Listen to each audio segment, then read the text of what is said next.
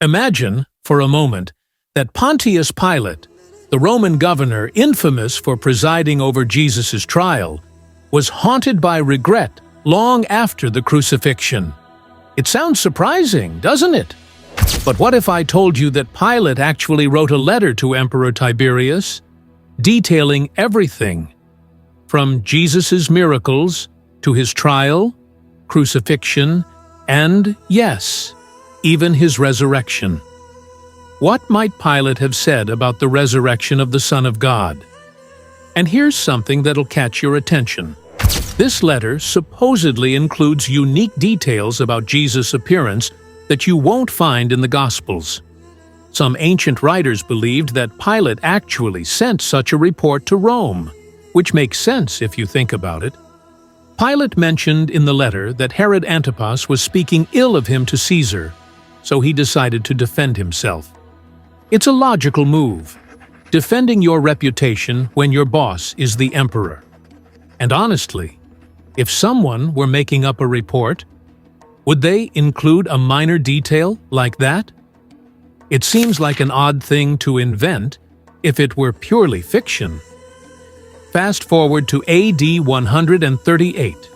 Justin Martyr, an early church father, wrote to Emperor Antonius Pius and quoted Pilate's report. After he was crucified, those who crucified him cast lots for his garments and divided them among themselves to make them more satisfied. Another church father, Tertullian, even claimed that Tiberius Caesar was so impressed by Pilate's account that he tried to add Jesus to the Roman pantheon of gods. Now, while we don't have a Roman record to confirm that, it shows how much weight early Christians placed on the acts of Pilate. Interestingly, even those who opposed Christianity took the document seriously. In AD 311, Emperor Maximinus created a counterfeit version of the Acts of Pilate to discredit Christianity. This move speaks volumes about how influential the original document was in the Roman Empire. In this episode, we'll explore Pilate's letter and uncover his thoughts on Jesus. So, relax and join us as we delve into what Pilate shared with Caesar about Jesus Christ.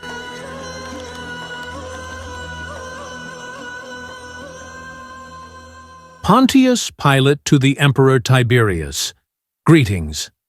Recent events in my province have been of such a character that I thought I would give the details as they have occurred, as I should not be surprised if in the course of time they may change the destiny of our nation. For it seems of late that the gods have ceased to be propitious. I am almost ready to say, "Cursed be the day that I succeeded Valerius Gratus in the government of Judea." It seemed to me of all conquered cities, Jerusalem was the most difficult to govern. So turbulent were the people that I lived in momentary dread of an insurrection. To suppress it, I had but a single centurion and a handful of soldiers. I requested reinforcement from the prefect of Syria, who informed me that he had scarcely troops sufficient to defend his own province.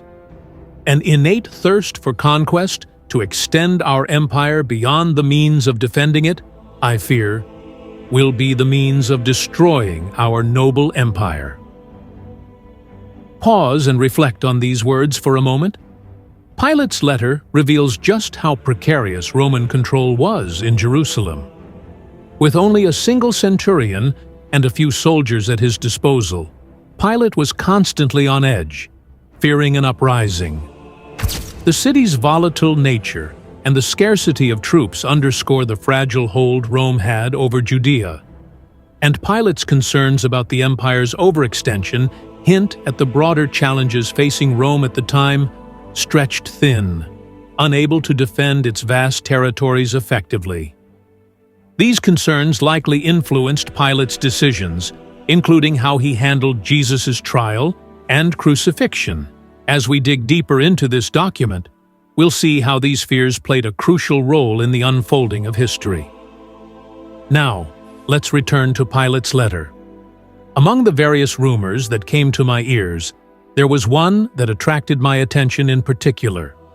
A young man, it was said, had appeared in Galilee preaching with a noble unction, a new law in the name of the gods that had sent him.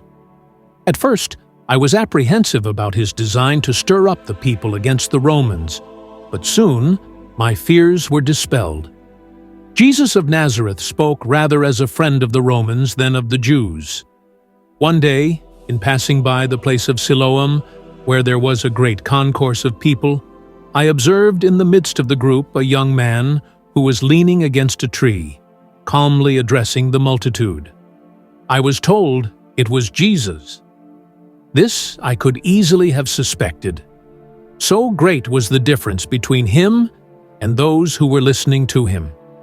His golden-colored hair and beard gave to his appearance a celestial aspect. He appeared to be about 30 years of age. Never have I seen a sweeter or more serene countenance. What a contrast between him and his hearers, with their black beards and tawny complexion. This description of Jesus is particularly intriguing because it's one of the only accounts of his physical appearance in historical documents. Pilate describes Jesus as having golden hair and a beard, quite different from the typical image we have. Was this detail added by later scribes, or did Jesus truly have lighter features compared to his contemporaries? It's a mystery, and while my guess leans towards later embellishment, we can't say for sure, but it's certainly something to ponder. Let's continue with Pilate's words. Unwilling to interrupt him by my presence, I continued my walk but signified to my secretary to join the group and listen. My secretary's name was Manlius. He was the grandson of the chief of the conspirators who encamped in Etruria, awaiting Catiline. Manlius was an ancient inhabitant of Judea and well acquainted with the Hebrew language. He was devoted to me and worthy of my confidence.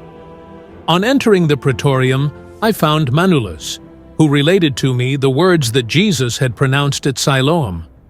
Never have I heard, in the works of the philosophers, anything that can compare to the maxims of Jesus.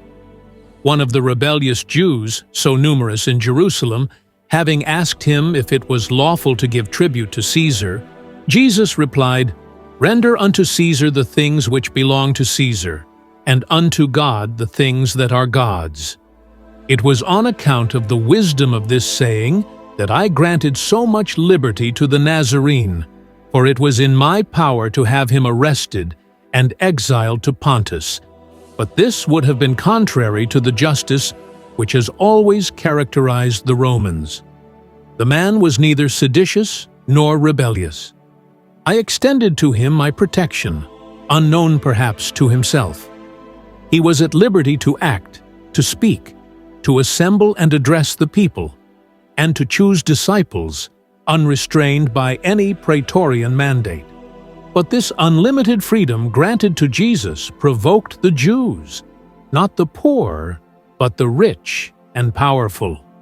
It is true that Jesus was severe on the latter, and this was a political reason, in my opinion, not to control the liberty of the Nazarene. Scribes and Pharisees, he would say to them, "You are a race of vipers. You resemble painted sepulchres." At other times, he would sneer at the proud alms of the publican, telling him, "The mite of the poor widow is more precious in the sight of God." New complaints were daily made at the praetorium against the insolence of Jesus.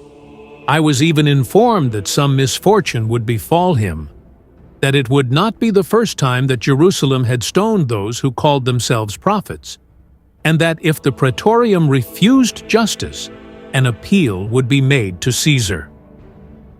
From this, it's clear that Pilate was reluctant to crucify Jesus. He even seemed to have some admiration for him, granting him significant freedom. However, the political pressure from Jerusalem's elite ultimately forced Pilate to make a decision that would change history. Pilate's hesitation shows he was caught in a difficult position, trying to maintain Roman order while also appeasing the demands of the local leaders. In the end, the exact appearance of Jesus Christ is less important than the profound hope that all baptized believers will one day encounter his presence in the heavenly sanctuary. While his true visage may be beyond our ability to imagine or describe, what truly matters is the essence of his presence and the promises he has made. The certainty of meeting him in a realm of divine grace and eternal fellowship is at the heart of our faith. It's this promise and the relationship we have with him that gives our spiritual journey its deepest meaning and purpose. If you've made it this far, thank you for sticking with us. We'd love to hear your thoughts. Do you think the Acts of Pilate are genuine? Or is it just an intriguing piece of early Christian fiction? Let us know, and stay tuned for more. Bye for now.